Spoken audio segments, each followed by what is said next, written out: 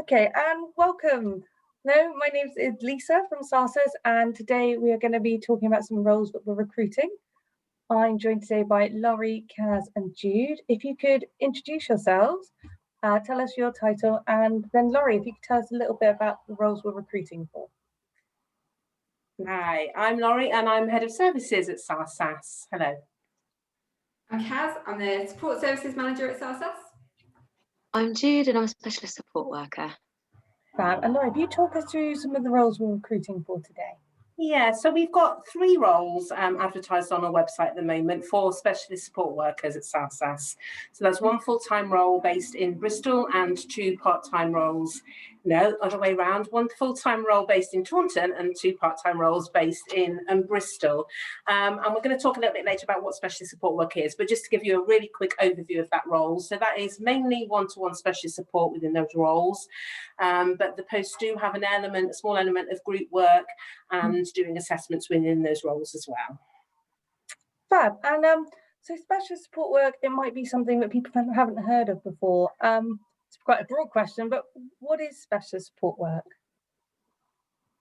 Someone coming to me. Shall I start off and then Jude can add anything I miss out at the end?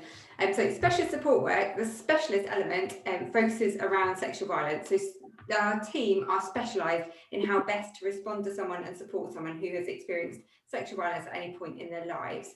And then the support work element is what we call holistic support. So that means supporting someone with all different aspects of their lives, not just around the sexual violence, but it could be that actually they're struggling with their housing or their benefits, and we need to link them up with a particular worker within the housing department so that they can get their housing sorted out, or we can support them with going to meetings so that they get their point across in those meetings and that kind of thing. So it's a holistic and some special support around, but all of the people we support will have experienced sexual violence.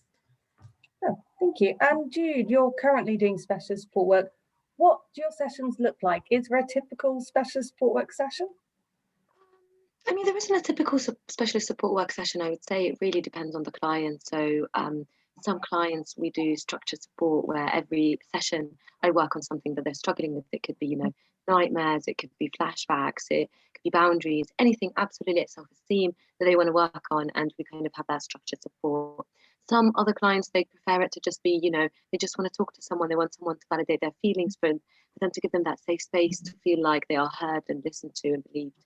And other people, they just need also help with, like, sometimes I just end up spending time helping them with their housing or debt or anything like that, writing support letters. So there isn't a specific, it's really how they want it to be. It's the aim is to help them on their healing journey as much as we can.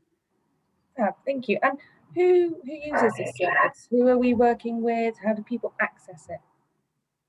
Laurie, do you want to take that one? Yeah, so I mean, all the people that seek support through SARSAS come through at kind of a single point of entry through a referral form, and then we then offer them an assessment. So an assessment, it sounds quite clinical, but it's more around us talking to the individual, listening to what's going on for them at the moment and how we can best support them through that. And it would be through that conversation that we might then identify that specialist support work might be something that might be useful for them.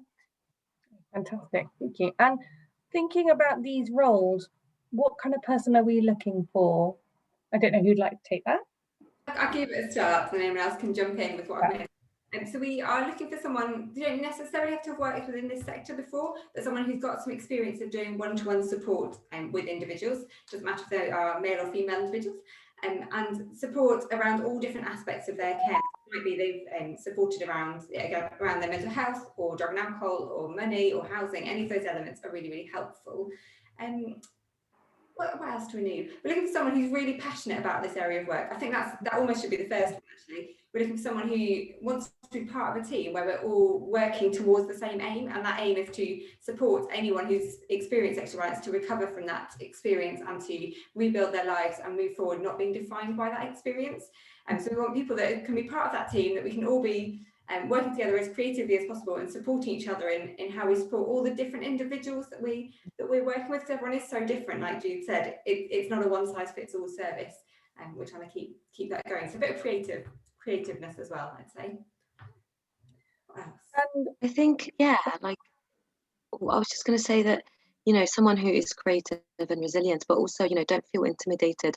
The team of the specialist support workers was so lovely. Honestly, the loveliest team ever. We have meetings every 2 weeks, so we help each other with anything that we struggle with. So don't feel intimidated. Just apply and see where it goes, because you are guided throughout the whole process. And I genuinely sometimes, if I have any questions, we have a WhatsApp group. I just text and someone replies to me right away. So I never felt like I was alone or not supported, and I learned a lot of it on my feet as I went.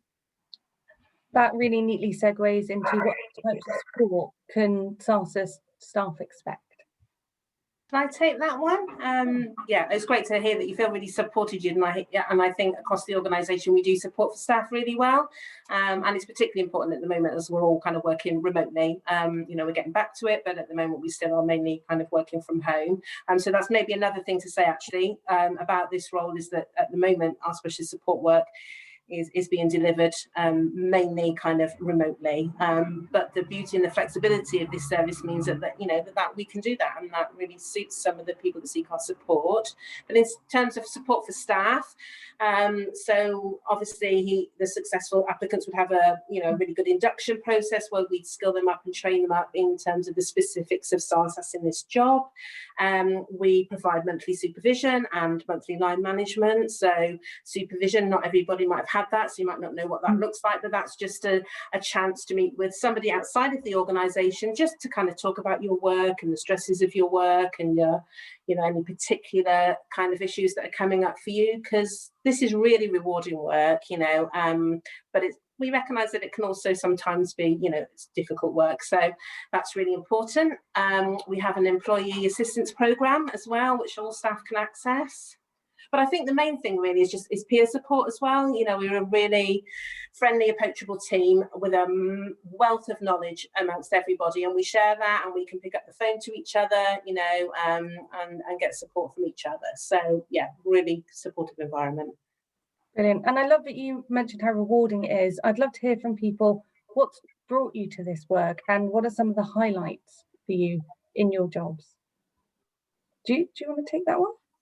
Yeah, I can start. I mean, I've always been such a passionate feminist. My mum has been quite a feminist, and I've always believed in helping those who aren't as privileged as us.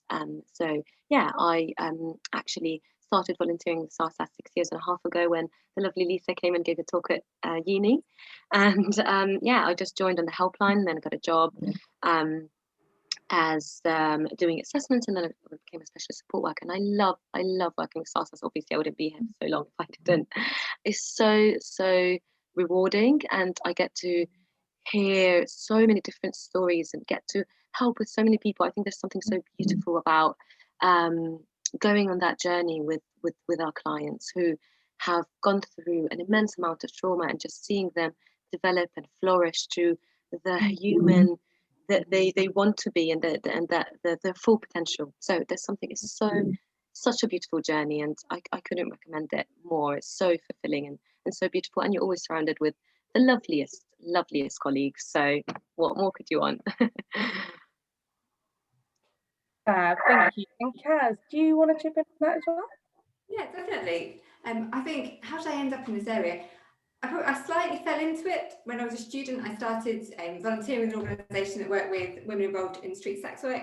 And I think it was particularly through those interactions when I realised actually everyone I was coming across and speaking to was essentially me, for want of a couple of different life experiences or life chances or decisions or things that had just happened, and that we were all women in the same scenario, and then a few things had changed or gone wrong for somebody. And it just really hit home how close it was to me and to my family and to people around me. And that, I think from there, I don't know, it just kind of wells up inside you, and you get passionate about something, and someone asks you a question and you realise you're still talking 10 minutes later, and you just realise how much it means to you. And that just made me think, do you know what, I want to be stuck into this area. This is what I get really excited by, and this is where I want to train, this is where I want to be part of a team, I want to be part of everyone working towards just trying to make things better for women in Bristol and in the surrounding areas where actually their life experience has not been so good, and they just had a crap time of it, to be honest. So yeah, that's really not eloquent, but that's in a nutshell. Before I go on, I'll pass to Laurie. I think it was elegant and passionate. Brilliant, thank you. Laurie. Yeah, so how did I end up at SARSAS or in this field? So my background is as both a manager and as a counsellor. So I spent 13 years as a counsellor, and I guess I've always, I guess my root passion is around equality and fairness. You know, that's if you cut me in half, I think that's what would be written all the way through. And I guess as I began to understand more about inequality for women and worked with many women who had survived sexual violence or domestic abuse, and just and my knowledge of trauma grew through that. I just, yeah, there was no doubt that that was the sector that I wasn't gonna continue in. And you know, SARSAS gives me the opportunity to support staff in doing that, and I just love being able to work with a bunch of so knowledgeable and passionate women who, you know, make such a difference through that in everything that they do, and being part of that shared drive is really important. I think for me as well, for SARSAS, it's that kind of bigger picture as well, which SARSAS, you know, is part of the conversation of, you know, in terms of, you know, busting some of those things around rape myths, or, you know, kind of championing women, or education, whatever that might be, being part of that bigger conversation. You know, we make an individual difference, and that's incredible. And we're also part of that kind of local and nationwide conversation, which is really, really important to me. Yeah, thank you. Although we will take your word for it, we won't cut you in half, I promise. And if someone who's watching this thinking, oh my goodness, this role sounds amazing, it sounds like the role for me, what are their next steps? Kaz? Next steps would be to apply. It's all on the website on our recruitment page, but I've completely forgotten the deadline. Laurie, I've got those because I know I wouldn't remember them. Yeah. So the deadline is the 16th of July. So is that a week today, I think? Friday. Friday the 16th of July. So yeah, have a look at the specification, and you know, fill out the application and tell us why you think you'd be a wonderful fit for this role. As I say, there are 3 positions. I should probably just say in that one is based in Taunton and 2 in Bristol, but there is a little bit of expected travel around those areas, so might be just kind of worth pointing that out. All the details of how to apply are on the website, and we're interviewing week commencing the 26th of July. Fantastic. So is there anything that we think anyone else needs to know? If you've got any more questions, email recruitment@sarsas.org.uk and they will forward it to whichever one of us is right to answer it. Do feel free to ask questions. It's never a bad thing. Brilliant. All I want to say is just do it. I think there's like a really high percentage of women that don't apply to a lot of things because they don't believe in themselves and have the imposter syndrome. Do it, honestly. The amount of times I didn't believe myself and did it anyway and got something. So believe in yourself and you might get it. I love that, Jude. So thank you all for your time today, and for everyone watching, come join our team. Okay, bye.